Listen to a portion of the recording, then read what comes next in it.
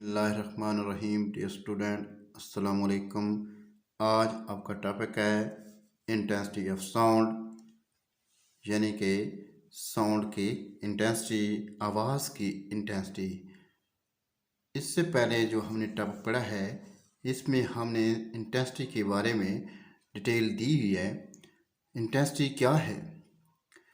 Intensity sound की सिमत के अमूदन रखे हुए यूनिट एरिया से फी सेकंड मुंतकिल होने वाली एनर्जी साउंड की इंटेंसिटी कहलाती है।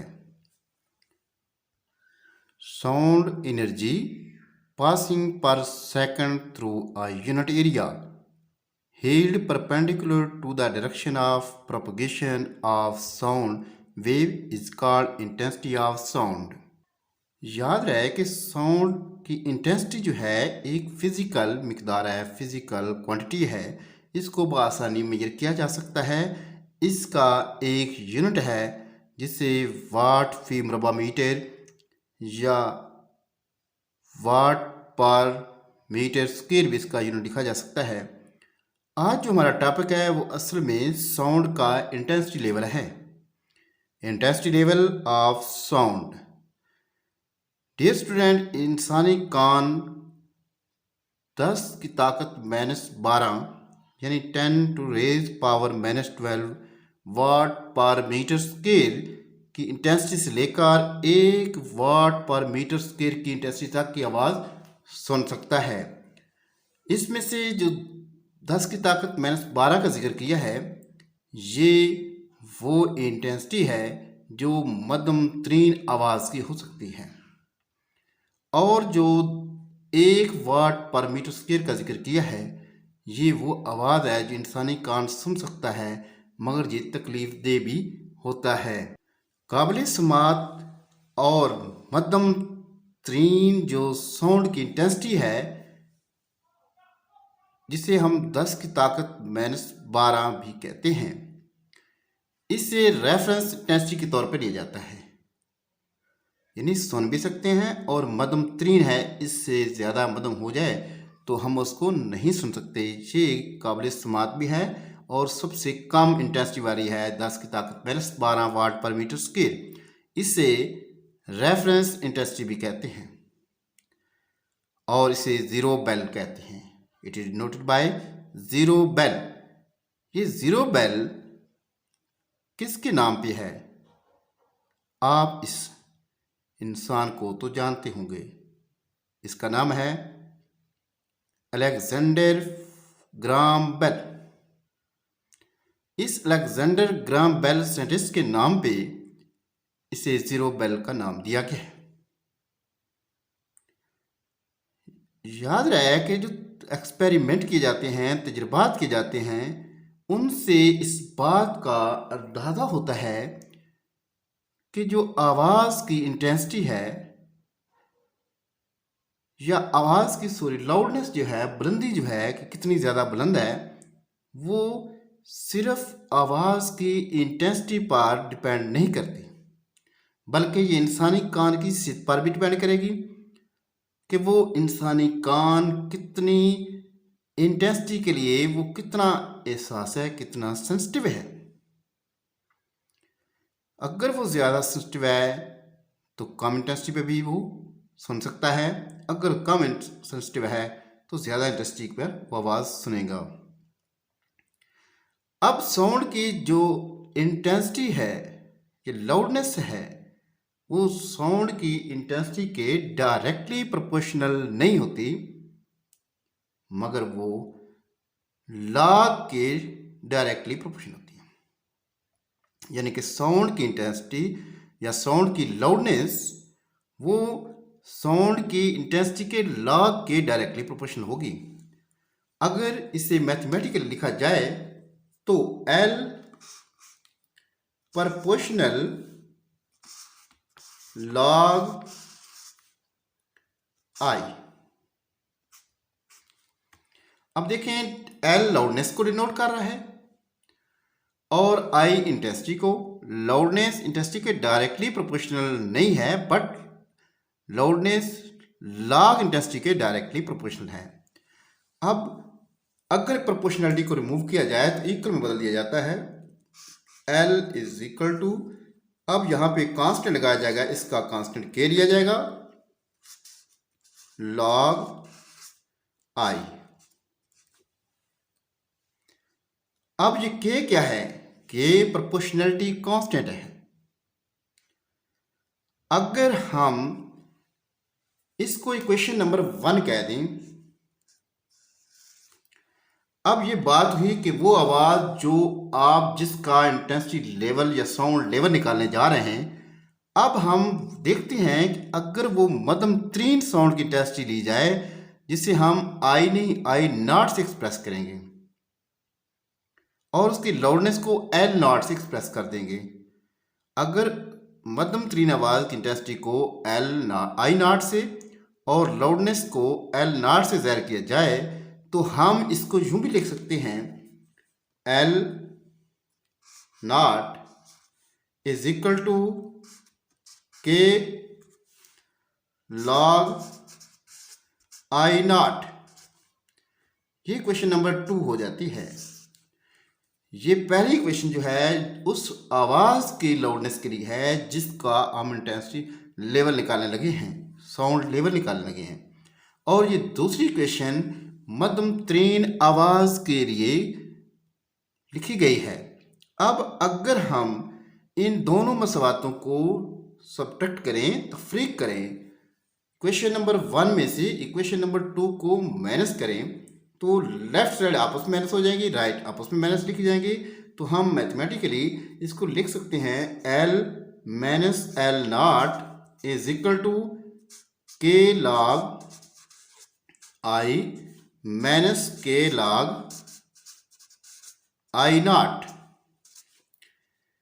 अब L minus L not is equal to k constant into log I minus log I not.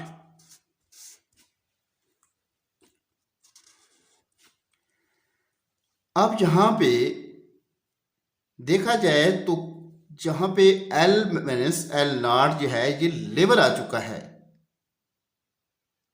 किसका? लाउडनेस का।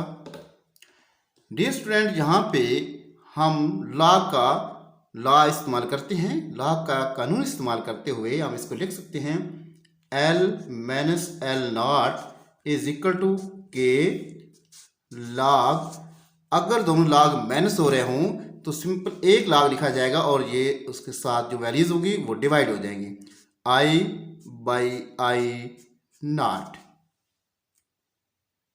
इस तरह ये साउंड लेवल बना है, एस एल लिख सकते हैं, साउंड लेवल के log I by I naught. अब बात यह है कि जो के है इसकी जो वैल्यू है वो सिर्फ आई और आई नॉट के यूनिट पर डिपेंड नहीं करती कि इसका यूनिट क्या लिया जा रहा है, बल्कि ये साउंड के लेवल पर भी डिपेंड करती है कि आपने वो साउंड का कौन सा लेवल यूज़ किया है।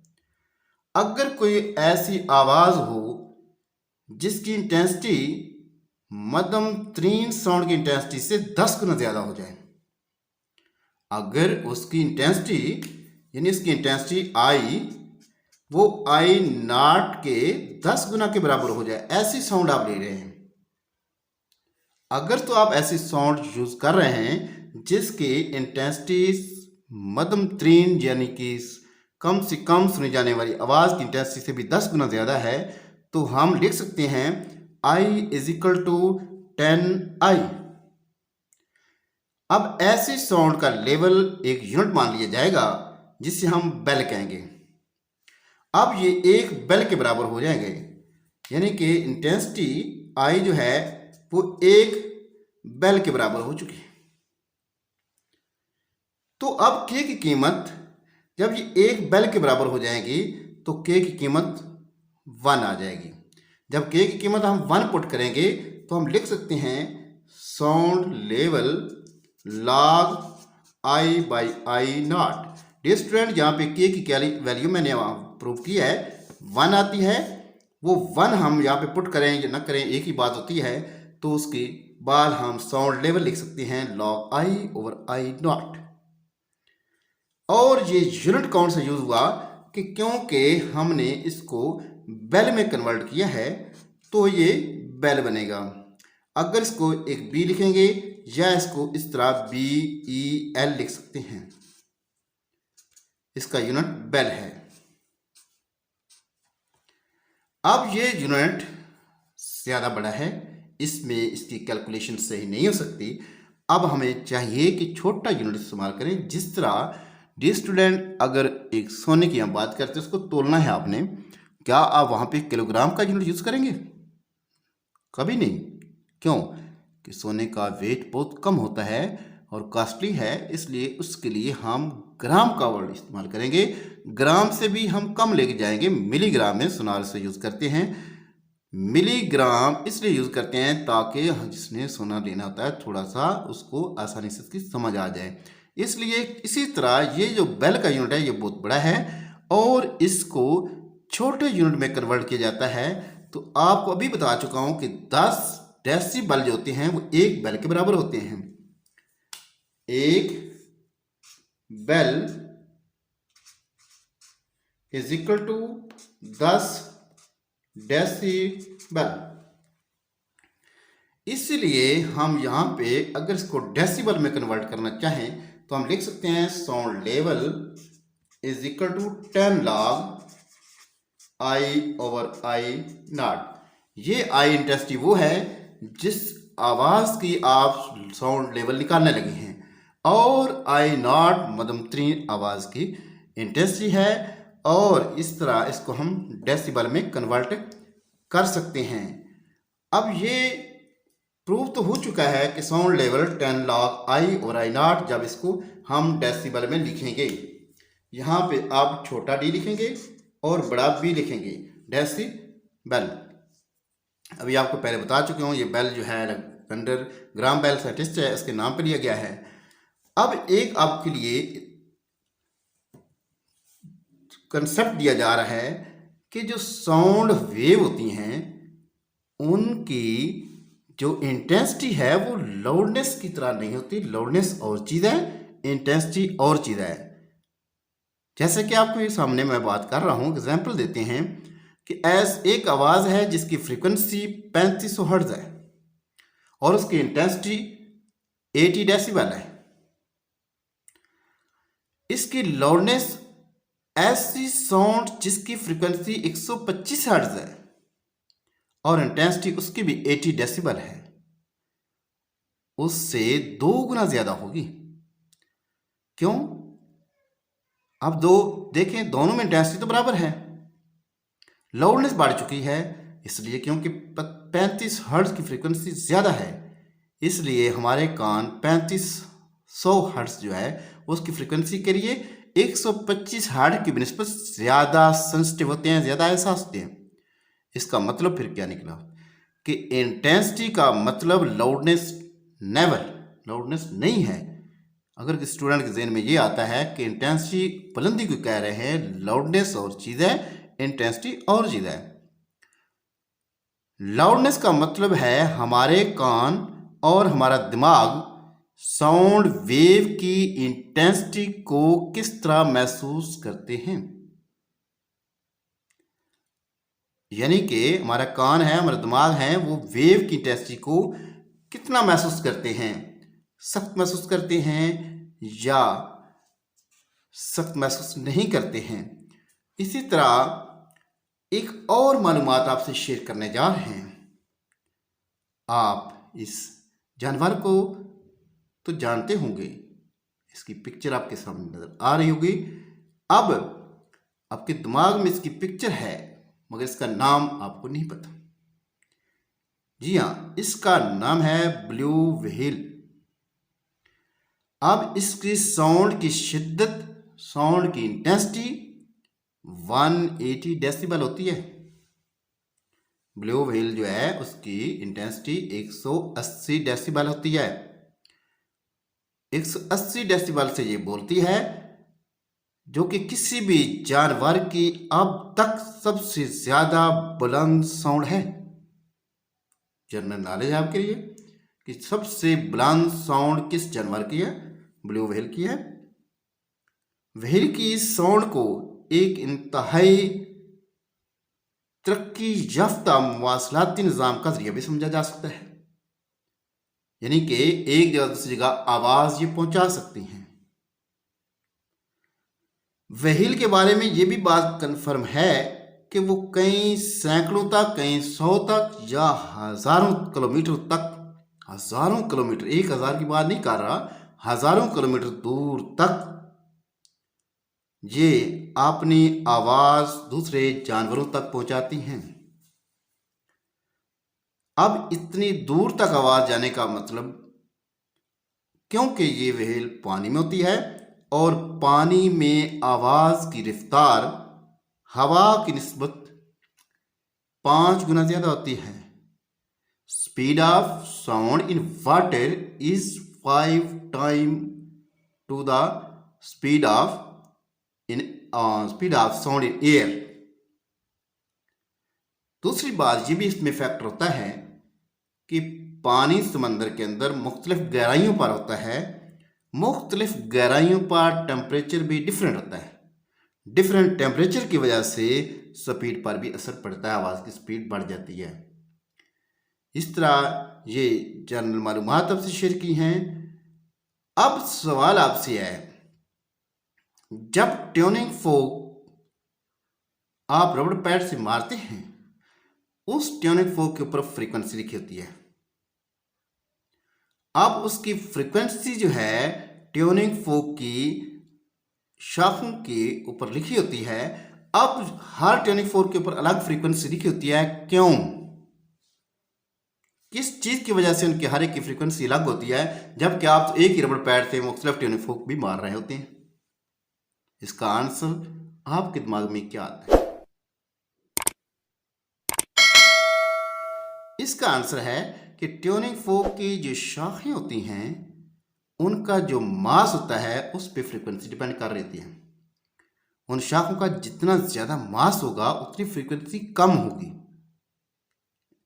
इसका मतलब उसकी पिच भी कम होगी और आवाज भारी हो जाएगी। जितनी उसकी पिच ज्यादा होगी आवाज बारीक होगी, और पिच ज्यादा होने का मतलब फ्रीक्वेंसी ज्यादा होती है। फ्रीक्वेंसी ज्यादा होने का मतलब उसका वजन, उसका mass as compare to other कम होता है। इस तरह ये आज का टॉपिक साउंड लेवल इंटेंसिटी के बारे में दिया गया है। उम्मीद करते हैं कि आप इससे काफ़ी मुस्तफीद हुए होंगे। बहुत शुक्रिया।